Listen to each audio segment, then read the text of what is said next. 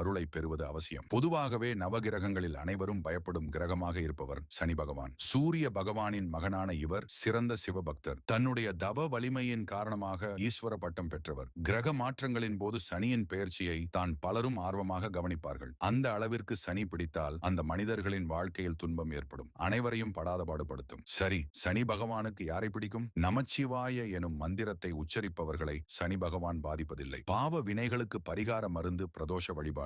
இதனை தடையின்றி செய்பவர்களை சனி பகவான் ஒருபோதும் தண்டிப்பதில்லை. அனுதினமும் சிவபூஜை செய்பவர்களை சனி பகவானுக்கு பிடிக்கும். சுத்தமும் சுகாதாரமும் நிறைந்தவர்கள், மற்றவரை அல்லல் படுத்தி ஆனந்தப்படாதவர்களை அவர் பிடிக்கும் காலத்திலும் பாவ மன்னிப்பு அளித்து பாதுகாப்பார் சனி பகவான். சத்தியம் தவறாதவர்கள் மனதில் நித்தியவாசம் செய்வாள் மகாலட்சுமி. அந்த திருமகள் இருக்கும் இடத்தை திரும்பி கூட பார்ப்பதில்லை சனி பகவான். சனி பகவான் இப்படிப்பட்டவர்களை ஒன்றும் செய்ய மாட்டார். ஸ்திரவாரம் எனும் சனிக்கிழமை விரதம், சுதர்சன எந்திர வழிபாடு செய்வது சனி பகவானுக்கு பிடிக்கும். ருத்ராட்சம் அணிந்தவர்கள்